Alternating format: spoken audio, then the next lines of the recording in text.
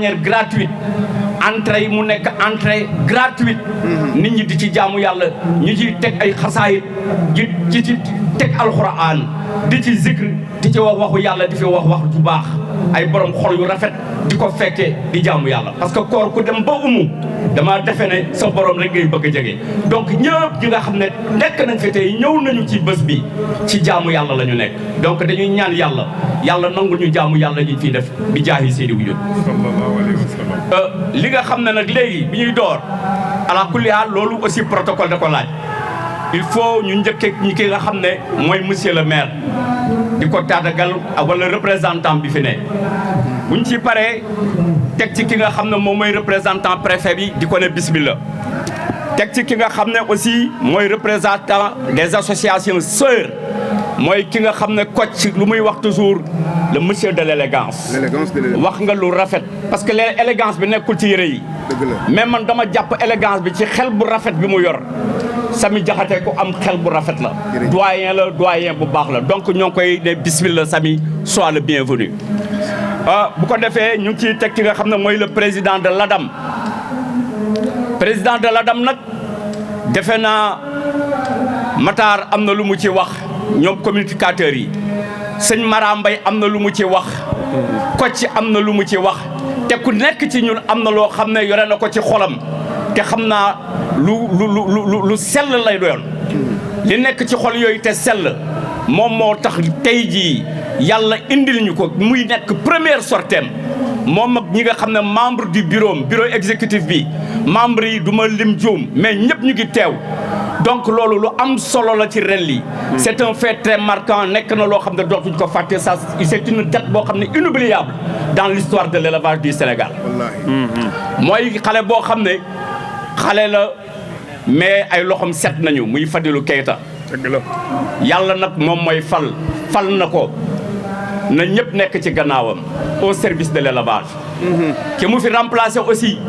remplacé na fi koo xam ne def na ay jéego yu am solo ci élevage loolu kenn du ko naataame parce que nit li gën a baax ci nit mooy ko am kóllëre gi mooy tey jii ki nga xam ne mooy Abou Kane aussi nekkoon na fi am na lu mu jot a def am na lu mu liggéey donc Fadilou ak équipe am dañoo ñëw dans la continuité ils s'inscrivent dans la continuité donc loolu lu am solo donc Fadilou yow ak sa équipe ñu ngi leen di ñaanal dina leen soyez les bienvenus ci 4e édition ren lii bu ñu jógee ci sëñ Fadilou dinañu ñëw ci ki nga xam ne kenn la ci ñun muy Djibi Wade di vice-président Renades mais mënuñu tëdd Djibi Wade aussi bañ a tudd ki nga xam ne mooy Omar Sow bañ a tudd Reera li nga xam ne moom mooy Kër Massar Yëmbal mais Djibi Wade dama yéene sax Sangomar Djibi Wade du Reera kese gis nga Djibi Wade Pikine Guédiawaye banlieue bi c'est parmi les premiers éleveurs laadum loolu man dama ko fekkee dama ko teew Djibi kenn la pionnier la ci élevage donc Djibi ñu ngi laan bismillah sois le bienvenu à la 4e édition de ren li bu ñu jógee ci sëñ Djibi dinañu tudd nag ki nga xam ne jot nañu waxam léegi bi ñu tuddee muy le président sortant président FENAFO nekku fi mais am na koo xam ne aussi genn wàllam la mbokkam la xaritam la muy Nourou Anne Nourou waxuma yar gi mais Nourou da di nit koo xam ne ku jullite am na ku ko fi wax léegi donc boo ne ku jullite rek defe naa dajale nga lépp ci moom parce que jullit ni mu war a mel na ko am nañ ci moom yaakaar bu baax a baax Nourou mën na représenter FENAFO donc Nourou ñu ngi lay ne bismillah fii yow sa kër la aussi donc bismillah ci 4e édition bu ren li bu ñu jógee foofu ki nga xam ne mooy kilifa élevage wala représentant le directeur de l'élevage moom la ñu ngi laan ne bismillah parce que ñoom ñoo ŋànk li nga xam ne moom mooy cëru élevage ci réew mi te chef de l'État jox leen ko ñoo ngi leen ne donc bismillah donc à la 4e édition de ren li asalaamaaleykum mbooloo mi maa ngi nuyu ñëpp di am mbégte ak kontaante bu baax a baax di ñëw pour la 2e fois di wax au nom des présidents d'associations. L'année dernière, à mon occasion d'EFCO, c'était Sibéry Diakhaté moo nekkoon le parrain. Ren aussi ma am opportunité am di wax au nom des présidents ñu koy sant yàlla bu baax a baax di ci am mbégte di wax ni monsieur Arona Sall def na fi exposé bu am solo defe naa wax ci ginnaawam dafa na xaw a jafe trop parce que li mu parcourir dafa bari di wax ni ñun président d'association yi mbégte la ñuy am toujours di retrouver aussi événement yu mel nii. C'est l'occasion ñuy féliciter monsieur Dame Mbaye qui est absent mais qui a été représenté par Arona, dignement représenté par Arona. di ko ñu koy remercier di remercier l'ensemble des exposants di wax ni événement bi d'année en année mi ngi avancé. Man am naa occasion fekk ko defe naa bi mooy ñetteel yoon ma fi fekk si mais chaque année bi may ñëw damay xam ni mi ngi évoluer bu baax a baax. loolu ñun président d'association yi mbégte lañ ci am bu baax a baax a baax. di wax ni événement bi dafa am ñoo xamante ni ñoom lañ ko jagleel. mu nekk parrain principal bi di docteur Sène. mu nekk koo xamante ni liñ ci wax ci moom man manuma waxaat li ci teg mais lu bari. bi ma koy xam yàgg na yàggul. Je me rappelle toujours benn cérémonie benn rencontre boo xamante ni la Sedima l'avait initié à Goudrette. C'était la première fois may wax ma koy gis. mu def intervention ma ni mais qui est cet homme. intervention bu pertinent. bu ànd ak engagement. ak voilà ma ni kii kan la. ñu présenté wu muy docteur Sène c'était la première fois ma gis ko au Goudrette. beneen bi mooy bi ñuy mettre sur pied le réseau national des éleveurs. Je me rappelle à l'époque moom Matar Sy moom la àndaloon ak Goudrette vraiment ñu def fa intervention yu am solo. donc ñu ma am occasion pratiquer encore ci réseau national des éleveurs du début ba fi ñu nekk tollu nii mu nekk un homme vraiment de valeur un homme engagé. ñu koo xamante ni man personnellement li may communiquer ak moom bari na trop. Et chaque fois quand je l'appelle il m'appelle toujours mon oncle parce que yaayam Jaxate la sant man Jaxate laa sant. donc mu nekk nit koo xamante ni c'est un homme de valeur. li ngeen ci wax vraiment kenn mu amul leen lu mu ci teg. ñu teg ci docteur Niang. docteur Niang aussi c'est la même chose ah. docteur Niang vraiment mooy parrain catégorie sujet adulte yi.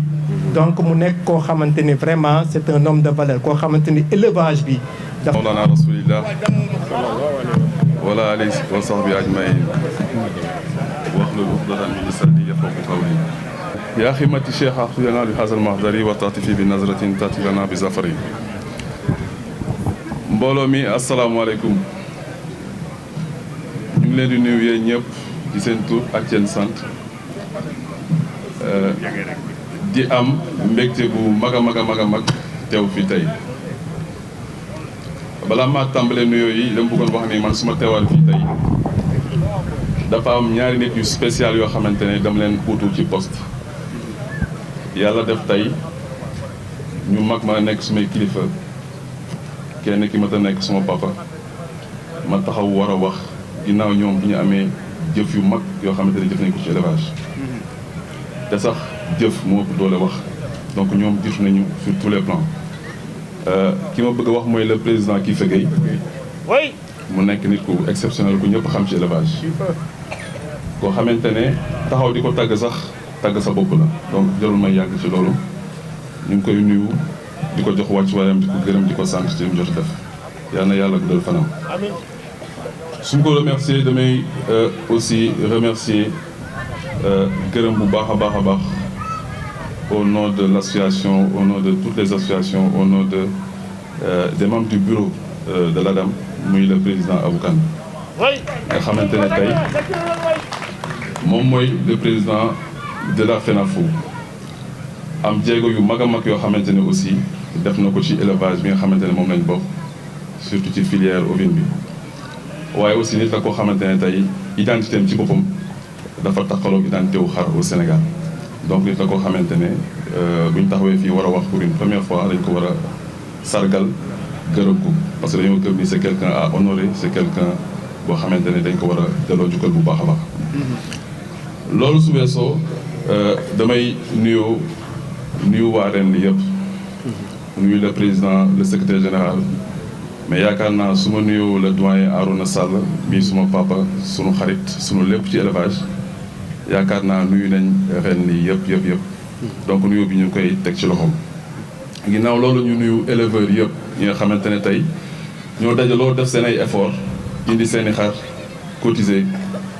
jël ay chapiteaux teg invité ay nit moo tax tey sponsor mën a am moo tax directeur de l'élevage mën fay ñëw moo tax communicateur traditionnel mën a wax moo tax ñun ñëpp ñu mën fay ñëw bis bi taaru donc exposant yëpp ñu leen di nuyu leen gërëm di leen sant. buñ jugee ci loolu aussi tribune bu mel nii ku jàkkaarloog moom sa wax du yomb. tribune boo xamante ne ñoom Pape Dame Ndiaye ñu ngi fi toog tribune boo xamante ne ñoom Père Sidi Bara ñu ngi fi toog Père Djibi Wade Père Arouna Sall sans compter les parents yi nga xamante ne kenn ku ci nekk rek sunu kilifa nga ñi si des sunu ay frère lañ ku mel ni docteur Niang nit la koo xamante ne jarul ñuy wax ci moom lu yàgg ndax ñun ñëpp xam nañu valeur am teewaayam fii rek am na lu bëri loo xam da koy junj waaye sunu conseil la sunu référence la ci élevage docteur Sène sunu xarit la bi ñuy xamante ça fait des années et des années ci ginnaaw lu wér a wér la te moom sax ak Pape Anne sax d'ailleurs yaakaar naa moom laa njëkk a gisandoo bokk na ci ñi njëkk a xam ci élevage mais aussi remercier féliciter le parrain Latir ak le parrain Massaer Sylla nga xamante ne ay frères lañ sunu ay naataangoo lañ ci âge mais daanaka ñu ngi def ay jéego yoo xamante ne képp ku leen tuddee mbir aussi war nga leen ko tuddee donc loolu ñu ngi siy gërëm bu baax yi nga xamante ne ñoo ko tuddee mais di leen féliciter ñoom di leen encourager ci posture yi nga xamante ne jox nañ leen ko tey. dama bëggoon wax ni délégation bi ma àndal tey man maay wax ci turu bureau de l'Alliance sénégalaise pour le développement et l'amélioration des races mais maa ngi ànd ak sunu premier vice-président bi nga xamante ni ñëpp xam ngeen ko muy Issa Saka. Issa Saka waaye aussi maa ngi ànd ak le deuxième vice-président de l'Alliance pour le sénégalaise pour le développement et l'amélioration des races muy monsieur Cheikh Aïdara Bergerie Al Khoureychi. maa ngi ànd ak notre sœur Diatou Coulibaly bi nga xamante ne mi ngi ànd ak tête de file am si secrétariat à la communication ak marketing muy Omar Cissé. ànd ak suñu grand frère bi nga xamante ne tey moo war a wax ci turu Abou Kane ci wàllu FENAFO di Moustapha Anne. waaye aussi ñu ngi remercier l'ensemble des présidents d'association président Souberou président président Sami nga xamante ne suñu kilifa la suñu référence aussi ku ñu waxtaanal lu bëri la ci élevage ak yeneen présidents yi fi toog yëpp mais aussi ak sponsors yi fi nekk yëpp ñu leen di remercier di leen gërëm ci bés bi. ginnaaw loolu yëpp su weesoo nag tey man dama bëgg déjà sànni kàddu ci thème bi nga xamante ne wax nañ ko thème bi li muy renvoyer rek mooy ñun ñëpp goxaat yi ni ñu organiser wu ci suñu secteur bi suñu filière bi yore ay association yenn yi gën a mag yenn yi waaye boo ñëwee ba Guédiawaye aussi di nga fi fekk association yu am solo man Guédiawaye da nga ko xam particulièrement parce que am nañu temps su may xar marché Mame Diarra bi la nekkoon ñi nga xamante ne tamit ñoo samba ànd te yàlla tax aussi ñoom ñaga xuleeg ñoom Sambanaar ñoom Paline Badiane xar yi ma njëkk a jënd moom moo ma jaay benn bi donc Guédiawaye xam naa fi bu baax a baax buñ fi nekkee nag tey am fi association yu bëri am organisation yu bëri yoo xam te ne dañ fi œuvrer c'est parce que mbir mi moo dox c'est parce que intérêt yu bëri na c'est parce que envergure am na c'est parce que challenge am na c'est parce que yaakaar bëri na c'est parce que am na lu bëri loo xamante ne ñu ngi koy ut te incha allah amaguñ ko mais yaakaar nañ yàlla ci jéego yi nga xamante ne ñu ngi koy def incha allah ñu am ko. thématique bi li muy renvoyer aussi mooy intérêt wu dajaloo parce que ci doole ci dajaloo nga mën a amee benn jëm bi ci dajaloo nga mën a amee doole parce que boo dajalooyee mbooloo bi su bëree rek di nga ci fekk compétence di nga ci fekk expérience waaye di nga ci fekk lépp loo xamante ne war na mu am jeexital ci dundu éleveur bi en tant que simple praticien mais en tant que aussi acteur de développement. ñu ngi fi wax sànq ay projets yu ñu am tey Alliance pour le développement et l'amélioration des races dafa nekk association boo xamante ne gox-goxaat yi bu fa ñëwee day wax ci casquette yu bëri ndaxte daanaka képp ku bokk ci association gox-goxaat rek nekk nga membre ci biir alliance sénégalaise pour le développement et l'amélioration des races. donc tey bu ñu taxawee di wax fii rek dañuy jaaxaloog suñuy papa ak suñuy kilifa mais dañuy jaaxaloog suñuy ay membre association parce que ñu si bëree bëri aussi ay membre adam lañ di leen wax ni adam boobu nga xamante ne fan yii passé renouvelé nañ bureau bi ñuy ñaan yàlla bureau bi yàlla may leen ndam ñu ànd ak éleveurs yëpp liggéey ànd ak association sœurs yëpp liggéey ñu leen di xamal rek que ni am na projet yu mucc ayib yoo xamante ne luy laal wàllu élevage la lu ci mel ni projet de création d'une société boo xamante ne day nekk société bu mag boo xamante ne day am activité économique parce que war ñoo yem rek léegi ci exposé ay xar bu ñu paree ku nekk dem te sax koo si ne 10 000 francs la aliment di jar mu ne dafa cher éleveur bi acteur de développement la dafa jot tey ñu retourné waat mbir yi recentrer mbir yi autour de l'éleveur bi nga xamante ne tey moom mooy daj ay coono mooy sàmm mooy jënd mooy daj lu nekk vulgarisation bu élevage siiwal xar siiwal laadum dafa nekk loo xamante ne de manière linéaire ba ilaa yawmi diin dañ koy def bu nekkee foire kese incha allah ba ilaa yawmi diin dañ koy def waaye jot na tamit ñu toftal ci yeneen yoo xamante ne mooy tax éleveur bi liggéeyam état mun ko gën a reconnaître éleveur am gox-goxaat ñu gën ko xam mais aussi mbir yi gën a am jeexital leneen li nga xamante ni aussi bëgg naa ko wax bëgg nañ aussi teg une très grande coopérative boo xamante ne coopérative éleveurs yi lay nekk tey ñu ngi wax ci problématique cherté aliment bi sac bi 10 000 lay jar semaine bii ñu ngi waxtaan ak benn kilifa boo xamante ne man ak Issa ak Omar ñoo fa ànd koo xamante ne dafa xam élevage suñ turam ñëpp dañu xam kan la mais jaru ko yaakaar naa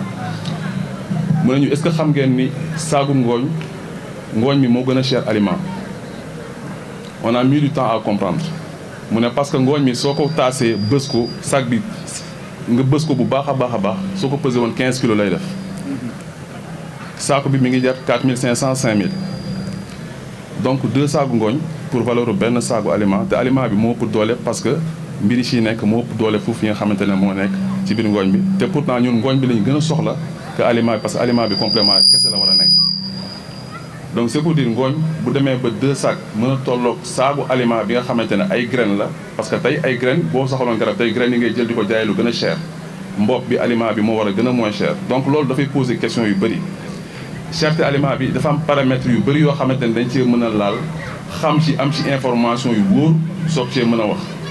mais bi nga xamante ne moo ëpp doole ëpp solo pour ñun éleveurs yi ak ñi nga xamante ne dañoo dajaloo en tant que association mooy question yu war a poser suñu bopp mooy tey ñun naka lañ mën a fexe ba am loo xamante ne dañ koy mën a teg ci loxo éleveur bi wala am loo xamante ne dañ koy def ci ay pexe ba aliment bi ñu bañ koo subir comme ni koy subiree ngooñ bi naka la ñuy fexee ba mu gën a wàññeeku en tout cas des associations yu mel ni Adam ci objet de création bi boo ko xoolee outil ay intrants di ko stocké ak fexe ba éleveurs yi jot ci aliment bi ci prix bu yomb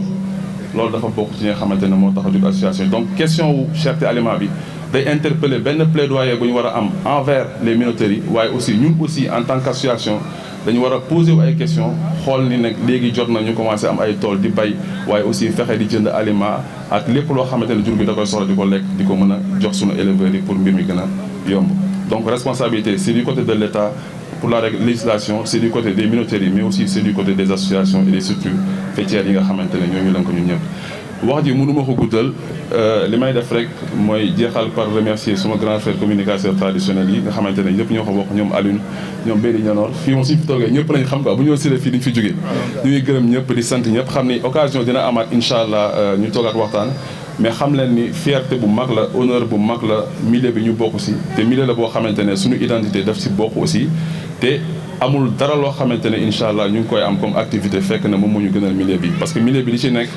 jaamu yàlla la te yonent sallallahu alayhi wasallam moo ne man lam yaxtam amral muslimina fa laysa minna képp koo xamante ne doo itteewoo mbiru jullit yi wala mbiru doomu aadama yi bokkoo ci ñun te li ñuy def jaamu yàlla la donc ñu ngi ñaan yàlla sur ce yàlla jàppale ñu assisté ñu ma ñu ndam na ñu réussir incha allah asalaamaaleykum wa rahmatullah. Monsieur le représentant de la commune de Ndiarème Limamoulaye est ici présent. Salutations, accueil au nom du RENADES. Distingué président, élu, dirigeant du monde associatif, chers amis éleveurs, chers participants, sympathisants, beaucoup effectivement doivent se demander qu'est-ce que je fais ici, une femme parlant au nom du réseau national des éleveurs du Sénégal, alors que l'ensemble des dirigeants de ce réseau sont ici présents en face de moi. C'est juste symbolique d'un nouvel état d'esprit du RENADES. L'équité genre dans la redistribution du pouvoir au sein de nos organes associatifs LADO. Vous le savez, le réseau national des éleveurs du Sénégal, pour rappel, a été créé en 2017. Un réseau de presque 1000 éleveurs avec des associations, des GIE affiliés dedans. Nous avons un maillage territorial, au Sénégal. Nous avons des antennes régionales, des antennes communales, des antennes départementales. Le réseau, depuis quelque temps, se bat, comme l'ensemble des membres de RENLI ici, qui ont organisé une foire dont la thématique est l'unité des éleveurs. Depuis 3 ans, nous nous battons pour 3 choses. L'inclusion des femmes et des jeunes dans l'élevage, raison pour laquelle le programme Solidarité Femmes et Jeunes en élevage a été créé, avec une autonomisation des femmes, des bourses de financement, plus de 600 bourses distribuées, et beaucoup de jeunes qui ont été initiés au métier de l'élevage à travers des journées de dons. Le deuxième combat du RENADES a aussi été de diversifier les activités. Depuis quelque temps, nous remarquons que toutes les associations d'éleveurs organisent des foires. Des foires qui sont budgétivores, dont le business model est à réviser pour plus de rentabilité. Beaucoup d'éleveurs sont associés, adhérés, sont affiliés ou membres d'associations et crient leur désespoir en disant que oui, nous sommes membres d'une association qui organise tout le temps des foires. Nous disons que nous sommes bons. ñi nga xam ne ñoom laa fekk ci bërëb bu tedd bi ki Njaareem Limamoulaye association éleveurs yi ngeen di seen branche bi féete fii ci Njaareem dalal leen tey fii ci département bu Guédiawaye maa ngi nuyu ñëpp jiital nuyoo bi nag le représentant du ministre de l'élevage maa ngi koy nuyu tamit kilifa yi nga xam ne ñoo teewal tey association bi ak sama mag di Abdou Koli mi nga xam ni comme ni ko sama xarit bi waxee léegi moom macha allah daf may jox Alaaji Mansour Diop moom ci jur gi rek lay yëngu. nuyu tamit monsieur Keita mi mu dendal suñu papa tamit nekk fii le doyen Ndiaye ñu ngi ne la ci ginnaaw Baye Dame ñoom talaata rek suma juumalee ci lañ war a daje ak éleveurs yi ci fii ci mairie ville bu Guédiawaye ci ab audience boo xam ni bu am solo si ñi nga xam ne nag dañoo yëngu ci wàllum jur gi ba léegi Mangane suñu rakk ji nekk suñu directeur di Khalifa Gueye bokk ci loxo ndeyjoor yu maire Aliou Sall nekk directeur de division ci ville bu Guédiawaye ñu ngi nii toog tax na ba ci première tranche bi ñu bëree xale yi ñu ngi nii bu ñu bëggee tey affaire élevage moom mii moo tax foofu ci biir golf ak li ko wër maa ngi koy nuyu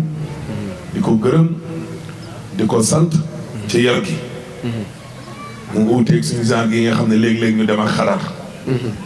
waaye nekk nañ fi juróom-ñaari at ci terrain politique bi waaw mu koy rafetal rek ba yàlla dogal tey ñu bokk fi ñuy liggéeyee mu nekk fa directeur yàlla dogal ma nekk fa waaw jaam bi jëwriñ bi parce que ñoom ñoo ma gën a dëgër place dama Khalifa Gueye les travailleurs les agents li ñu naan les hommes passent les institutions demeurent ñoom ñii seen place a gën a wóor sama bos ndax ñoom moom da nga leen di àppal juróom-benn fukki at retraité yow moom juróomi at yu ne ñu ne nañ xool ba xam di nga fi toog wala doo fi toog te ci juróomi at yooyu sax la mairie est un démembrement de l'État ki jiite réew mi di président de la République askan wi dañ lay natt balaa juróomi at bu amee jiixi jaaxaa saboté xeex dugg na fii génn fii gars yi ne sawaay kii daal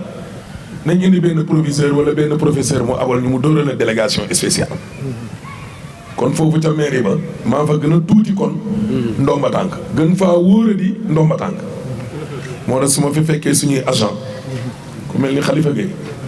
danaa ko nuyu mu nekk seen mbokk éleveur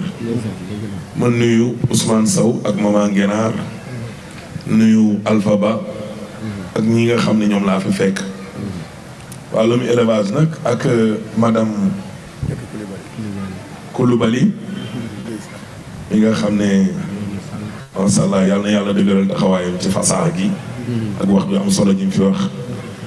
ak le doyen Sall Arona Sall maa ngi koy nuyu di nuyu daal ñu nekk ci ak Ousmane Sène waaw nuyu daal ñi nga xam ne ñoom ñoo fi nekk ñëpp waaw suñu teewaay bi fii nag neex naa expliqué kenn jox ñu invitation kenn invité wuñu waaw ñun moom fii lii mooy suñu 4e année laaj leen màngaan bi yee passé dañ doon romb di séddale ndogo rek ñu ne ñu éleveurs yi ñu ngi ci biir daaw la ma Abdou Koli indi ren tam ñu dajawaat fii ma ne ko nañ dox dem dañoo dox sax fee lañ doxee di ñëw wàcc mbartal bi waaw dañoo dox rek ñëw kenn na invité wu ñu ren nag gisuñ suñ carte nag màngaan loolu moom Khalifa Gueye moom la ñuy teg toor bi waaw ndax ñun daal invité wu ñu madame Coulibaly invité wu ñu de madame Coulibaly kenn invité wu ko madame Coulibaly tam kenn invité wu démb la ñëw indi soutien am kon jeex na waaw bu ko defee nag loolu dafay mandargaal ne ñun waa Guédiawaye ñun ñëpp benn lañ xam nga fekk xewu jàmbur rek daal di dugg ñu teg la ca kaw loolu weesuwul teraanga waaw bu ko defee nag ñu kontaan ci suñu communicateur traditionnel le doyen Sangomar Matar Seck mi l'homme de la 2S l'homme de la RTS waaw nit ñi dañ lay seetaan kontaan dafa am ñoo xam ne yàlla daf leen may fasaxa bu ñuy wax ñëpp ay kontaan waaw yal na la yàlla taxaw waaw wàllum élevage bi nag fii ci Sénégal moom acteurs yi nit ñi mënuñ leen a fay damay dem ci xar yi di dem ci fas yi mais dama ne éleveurs yi ñii amour moo leen fi bàyyi mais du xaalis benn fas boo xam ne dañ naan la waa ji gis nga fas bi li ko wër nii rek 6 millions la ma ne mi te ku gagné enveloppe amour xar yi nga gis fii ñuy toog fii nii buñ leen expliqué woon li sama gars yi di dépensé dañ naan non kon am na lu ne ci ginnaaw mais lii mënul nekk rek xanaa bëgg rek élevage bëgg jur gi ma leen amour passion moo fi bàyyi ñu bëree bu teg suñu genre yi nga xam ne moom ay doomi sërif lañ ay naar lañ jur gi xamuñ ci dara lu dul mooy loolu waaw bu ko defee nag ngeen mérité soutien en tout cas la ville de Guédiawaye moom pare na comme ni ma ko waxee sama papa Dame Ndiaye talaata la ñu waroon a daje ak les éleveurs ñu waroon faa ñëw ville ba pour ñaanal ñu waaye tamit ñu xool ñu nag ñoom nan la ñuy liggéeyee fii parce que liggéey bi yaatu na sant ñëpp nag gërëm ñëpp bañ fii ñëw dara xewul sëñ te buñ ñëwee ñu jox ñu micro mangaan ngeen mënoon wax ne ñii nii sawaay yi dañuy xatar rek ay politiciens lañ yoo xam ni saa yi buñ ñëwee ñu jox ñu micro teral ñu dem teraa nga newul xaalis kese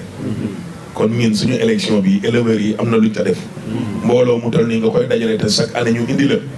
nga wax fi benn kàddu dem lu mu bon juróom wala ñett nit dinañ la fi bëgg kon nag ñun sant nañ leen gërëm leen di sàkkuwaat nag beneenu ndaje boo xam ne non seulement dinañ daje ak le département ak commune bi tamit waaye itam bëgg nañu daje ak association nationale bi. leen di nuyu bu baax kenn ku nekk ci turam ak santam di beral nuyoo bi nag suñu kilifa yi nekk ci kaw podium bi suñu mag yi autorités yi fi nekk di nuyu maire bi fi jóge léegi vraiment di wax nag au nom du président de la FENAFO muy Abou Kane di yëgal mbooloo mi ne vraiment Abou Kane bëggoon na ñëw mais dafa am empêchement ci loolu nag la ñuy jël kàddu ci turam kàddu yi nag ay kàddu nuyoo la kàddu ngërëm di gërëm association Ren Li ci invitation bu mag bi mu defal acteurs yi. Initiative bii nag di bés bi dañ koy rafetlu parce que initiative la boo xam ne vraiment c'est une initiative très novatrice. wax nañ ko fii depuis sànq ñi orateurs yi fi jaar yëpp wax nañ ko. élevage am na lu ñu baaxoo def ci wàllu foire boo xoolee Diatou Cissé wax na ko léegi dafa xaw a am benn tendance bu ñuy defee foire ñëpp di ko defandoo ren li nag ñëw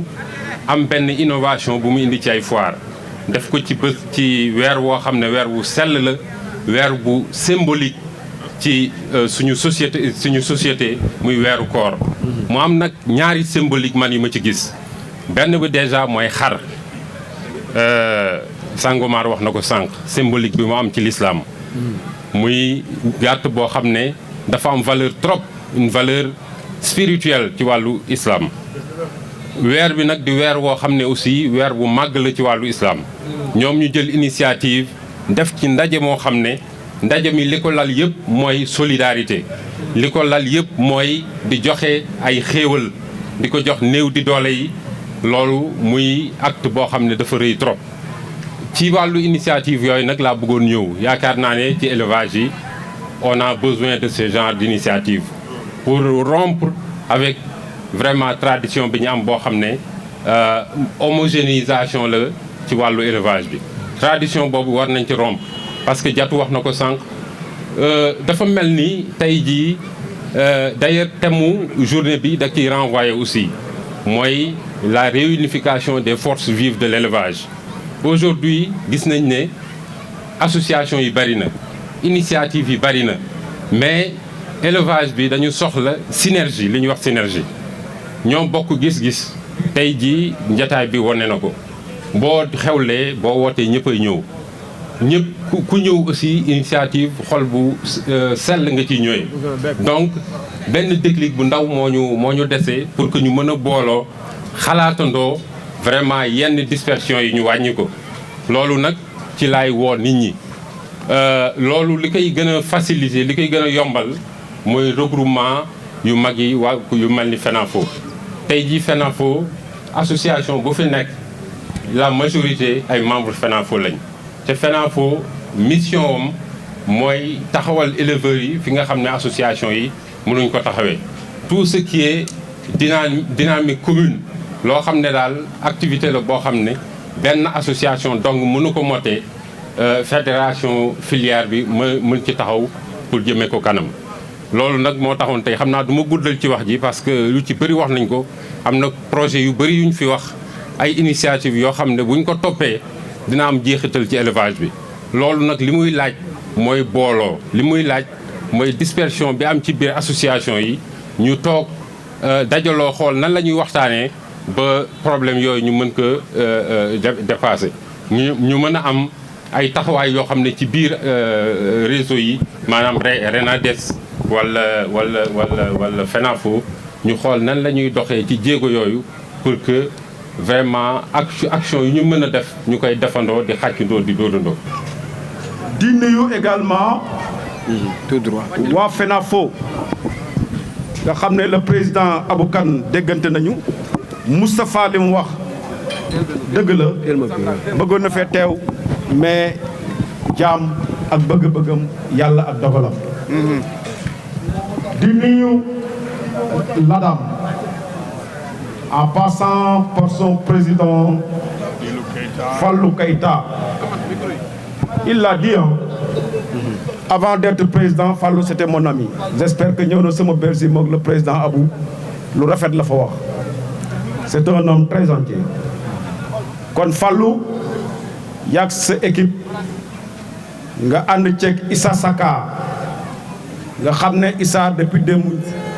ba léegi ñu ngi fi depuis 2 heures du matin di waxtaan ci wàllu élevage di waxtaan aussi ci wàllu Adam di nuyu également Omar Cissé di nuyu Diatou Coulibaly nga xam ne c'est notre sœur de Renades. J'espère que du ma nuyoo Adam le bureau exécutif nuyu naa ñëpp di leen ñaanal nag lii ngeen jot a yor te nit ñi am ci yéen yaakaar yal na yaakaar bañ a tas ndax wax dëgg yàlla weeru koor la ñu nekk muy weeru yërmande di weeru ñaan li ngeen fi ngeen bëgg a yóbbu Adam yàlla na ko fa yàlla ànd ak yéen jàppale leen ba ngeen egg fa. di nuyu les associations sœurs. J'ai vu ci seet bi mon nom le président Sami Diakhaté. Sami ñu ngi lay jaar di rafetlu sa présence di wax rek ne nga muñal ñu rek tey discours bi du gudd ndax xam naa ni jaxate nga te am na lu lay xaar kër ga. di nuyu également docteur Niang li ngeen ci wax dëgg la mais ndekati docteur mbokk la docteur Niang suma mbokk la yàlla moo ko dogal donc yàlla dafa dogal également docteur Niang lu rafet rek lañ musate kon docteur rendez-vous dans 2 mois incha allah. di nuyu également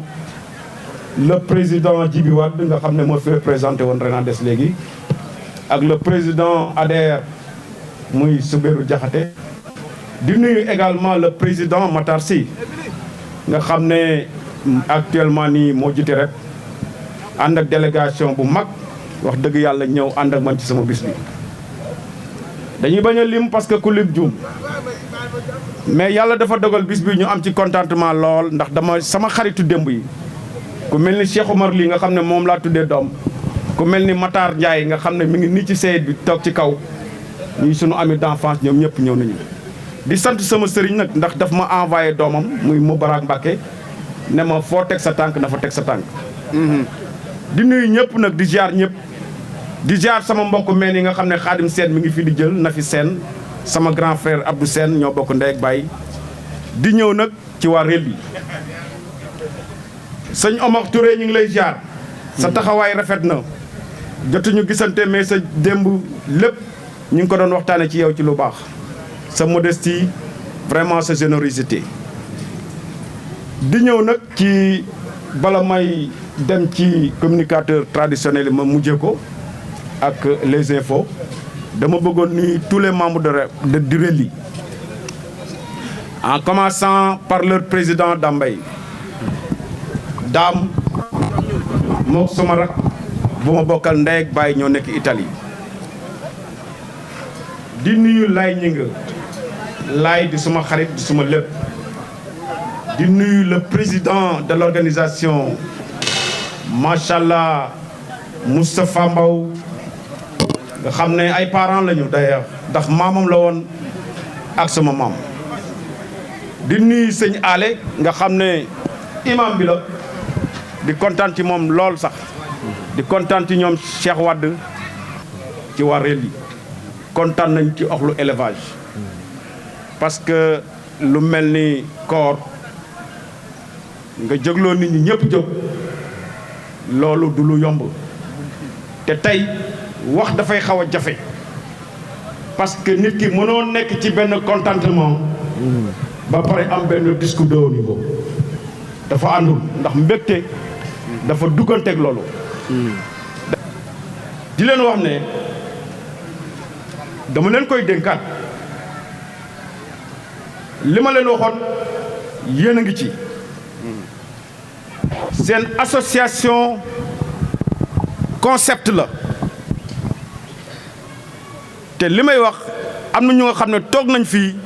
ay borom xam-xam lan adduna bi muy baax ba le concept moo ko defar te yéen waa RELI vous avez un concept ci wàllu foiru laadum ndax yéen bi nit ñi di xalaat yéen a njëkk a xalaat def ramadan des éleveurs mu barke nag commencé ci 10 box ñaari nit ñoo ko taxawal mu dem ba 10 box mu dem ba 50 box ñëw ba 65 box ren samay mbokk samay nit dajale nañu ba am 500000 yéene bi ëppoon na lool teg ko ci loxoy relluwaay yemuma ci loolu nit woo na ma muy sama nawle sama xarit waroon présenté wu moo tax Sangomar bi ngay wax ne maa Ibra Diagne doomu ndeyam la dama xamul yow inventé woo ko c'est une réalité mu ne ma président mu ne ma sa bis dama waroon teew mais dinaa la yónnee 250 000 nga boole ko sa enveloppe nga joxal ma ko relluwaay ba pare am na lu ma dénk lu nga xam ne du ma ko wax fii kooku ça sera une surprise pour l'année prochaine ma jeexalee ci relli enveloppe bi maa ngi ko jox nag sama doomu ndey mi ngi nii El Hadj Gueye na ma ko joxal doyen Arona Sall macha allah.